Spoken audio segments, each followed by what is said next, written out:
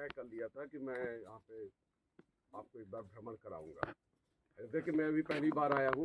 मैं तो वो जो कोटमा तिराहे से मैं इधर पहली बार ही घुसा हूँ। शहडोल में तो बाहर सब जगह गया, लेकिन मुझे कल्पना से भी ज़्यादा अच्छा लगा यहाँ पे आकर के। और आपने जिस तरीके से हम लोगों को, हमारे बच्चों को, हमारे छात्रों को आपने जिस तरीके से सब बताया, बहुत सी ज्ञानवर्धक बातें बताई, सीखने के लिए भी बताई। क्योंकि मैं खुद ये महसूस कर रहा था कि मैं जो टॉपिक दिया हूँ उस टॉपिक में बच्चे लगता समझ ही नहीं पा रहे हैं कि उन्हें अपना शोध पत्र लिखना क्या है। जैसे इस सर ने बताया, अभी थोड़ी देर मैंने पूछा, बताओ बेटा टमाटर से क्या उद्योग लग सकता है, इन्होंने बता दिया सॉस लग सकता है, आप सब जानते हैं। लेकिन अगर आप उसी प्रकार का कि फिर शहडोल में सॉस क्यों नहीं है, सॉस की फैक्ट्री क्यों नहीं है, क्योंकि शहडोल की दुकानों में जो सॉस बिकता है वो मैगी का बिकता है। इसका मतलब बनता तो टमाटर से। हमारे क्या शहडोल में टमाटर की कमी नहीं है, लेकिन हमारे यहाँ बाहर से आता है। अगर आज दुकानों में जाइए तो आप पूछिए आटा कहाँ का है, तो पता चलता है वो उज्जैन का या इंदौर का। तो शहडोल में अगर गेहूँ पैदा हो रहा है तो आटा उद्योग क्यों नहीं है। अगर हम कहें ये चावल, हम जहाँ भी जाते हैं पता चलता है दूसरी जगह के चावल आ रहा है।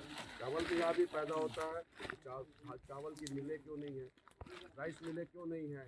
तो आपको टॉपिक ये था कि आप इसके ऊपर आप लोगों को अपना शोध पत्र तैयार करना, समझना है, आपको देखना है कि इसका कारण क्या है। जैसे अभी मैंने इन्हीं से पूछा, उन्होंने कहा मार्केटिंग की समस्या है ना, जैसे इन्होंने कहा लेबर की समस्या है, वगैरह वगैरह। ऐसे तो आपको उसमें यही लिखना था। फिर वो समस्या का सुझाव आपको देना है कि इसका समाधान कैसे। आप ये भी कह सकते हैं कि अकुशल है, अकुशल वर्कर है, बच्चे भी उतना पढ़ तो लिए हैं लेकिन उसमें वो योग्यता नज़र नहीं आती है। एग्रीकल्चर पढ़ के आ गए बच्चे, बीएससी कर लिए एग्रीकल्चर से। जब उनसे कुछ पूछा जाए खेती के बारे में तो बोले डिग्री तो है लेकिन कुछ नहीं है। तो ऐसी डिग्रियों का क्या मतलब। तो कहीं ना कहीं ये समझ में आया कि शिक्षा का मतलब ये नहीं कि किताबी पढ़ाई पढ़ रहे, प्रैक्टिकल नॉलेज।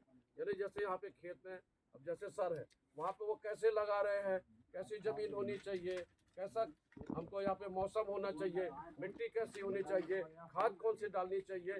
तो ये जब आप अपने आँख से देखोगे, समझ में, अब दूसरे कदम और आगे बढ़। सर ने कहा कि भैया चलो भाई हम तुमको ट्रेनिंग भी दे देते हैं, आपको फ्री में मैं सीखूंगा। सर मैं आपके यहाँ दिन भर रहूँगा, फ्री में सीखूंगा।